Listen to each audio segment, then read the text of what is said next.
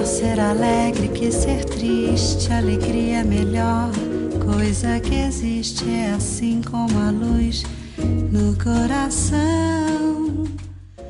Olá, telespectador do Amazonsat, programa Literatura em Foco no ar para você, gravado aqui no Hotel Park Suite, na Ponta Negra. Claro, e eu vou falar aqui com Antônio Loureiro. Nós vamos falar da sua mais recente obra, Amazônia e o Quinto Império.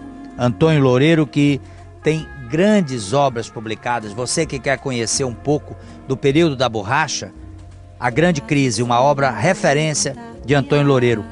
Mas, Antônio, nós estamos aqui com o livro lançado pela Academia Amazonense de Letras, A Amazônia e o Quinto Império. Eu queria que você dissertasse a obra para que o telespectador pudesse compreender como essa obra está destacada. É mais ou menos o seguinte, inclusive se vocês olharem a ficha catalográfica dessa obra, ela foi difícil de ser catalogada. Não se trata nem de história, nem de romance, é uma coisa intermediária. É uma história paralela que acontece com a humanidade, que não é contada, mas existe.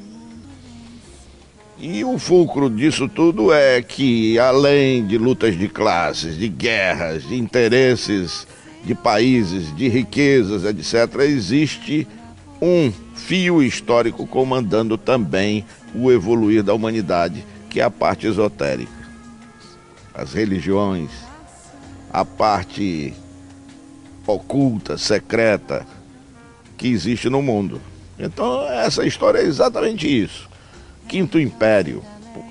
Existiram outros impérios, do primeiro ao quinto. O Quinto Império seria o último império, o império do Apocalipse, após o Apocalipse.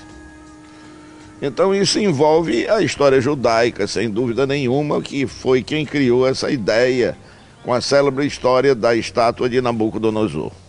Então o livro se desenvolve a partir da saída dos judeus do Egito, avança pela Babilônia, a ajuda da Pérsia, do atual Irã, a reconstrução de Jerusalém, o aparecimento da Bíblia e finalmente Roma destruindo tudo, e o Quinto Império, que muita gente tentou formar esse Quinto Império, alguns verdadeiros, entre aspas, e outros totalmente falsos, envolvendo interesses diversos. Então o livro envolve exatamente isso. É a tentativa da fundação de um quinto império religioso no interior da Amazônia. Agora, seu livro foi considerado monumental. As críticas foram as melhores. Como é que você recebeu isso? Na realidade, eu não ouvi nada. Para mim foi um grande silêncio sobre esse livro. Até que ponto? Porque eu não procurei nem ficar do lado de judeus, nem do lado de igreja, nem do lado da maçonaria, nem do lado de nada. Na realidade, eu contei a história em si. Então eu senti um grande silêncio em torno do livro. Eu não recebi retorno do livro até hoje. Uma tiragem pequena, distribuída numa reunião da academia, e não sei até que ponto isso repercutiu bastante ou não, porque eu pessoalmente não tive o retorno. Eu queria que você falasse da humanidade que pode ficar presa à ortodoxia. Bom, isso é um dos grandes problemas, porque é uma das lutas, posso assim dizer, porque eu já dirigi a maçonaria, então sou um indivíduo livre para falar sobre isso. É uma das lutas da maçonaria, o Estado leigo, sempre foi. Porque todas as vezes que as religiões ocupam o poder, elas chegam ao extremo, ao poder ilimitado, e começam a querer destruir as outras pessoas que não rezam pela sua mesma cartilha, pelo seu mesmo livro, pela sua mesma ideia. Foi assim que aconteceu com os judeus, com os árabes, com os mouros na Península Ibérica. Até para estudar ninguém podia entrar na Universidade de Coimbra. Quem quisesse estudar, que fosse para o norte da África, que fosse para o Iraque, porque em Coimbra ninguém entrava, porque universidade nunca foi liberdade de pensamento, é contingenciamento de pensamento. Agora, você como o grande gestor da maçonaria amazonense, você que teve uma passagem brilhante no grão-mestrado, você destaca também a abolição da escravatura promovida pela maçonaria, e o Amazonas, na época, a província do Amazonas, foi a segunda província do Brasil a abolir a escravatura antes da Lei Áurea. Isso, sem dúvida nenhuma, é o ideário da maçonaria, liberdade total para todos os povos, todas as nações, todos os grupos. Aliás, nós temos um dever importante com os índios da Amazônia. Nós continuamos tratando os índios como indivíduos sem alma, sem direito à terra, sem direito a nada.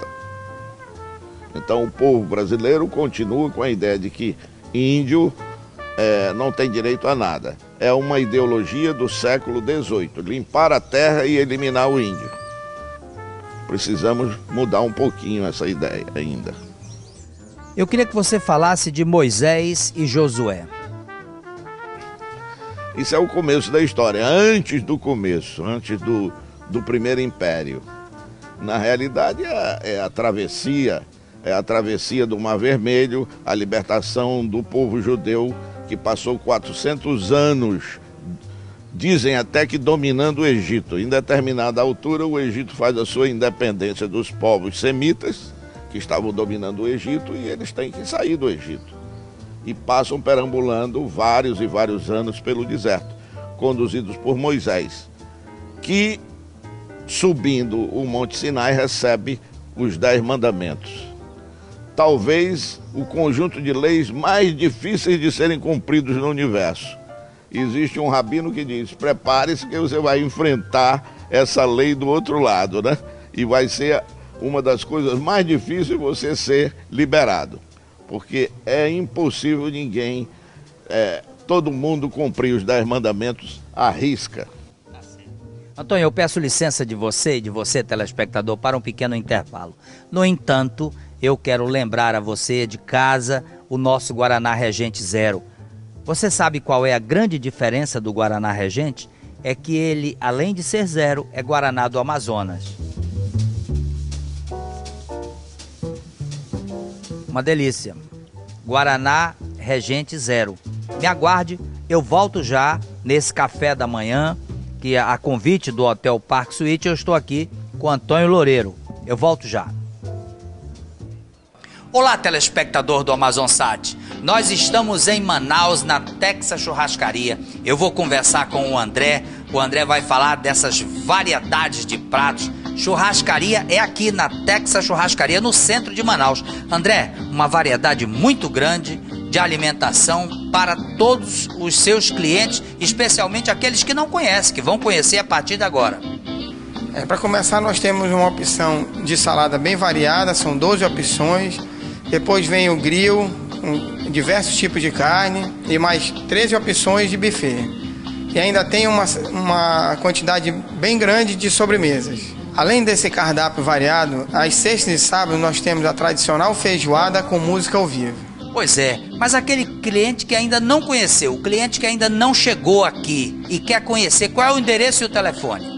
Eu estou situado na 24 de maio, com Joaquim Sarmento, no centro da cidade, número 188. O telefone é 3232-3752. Então você já sabe, isso é uma dica do programa Literatura em Foco, da churrascaria Texas Grill e principalmente do Guaraná Regente Zero.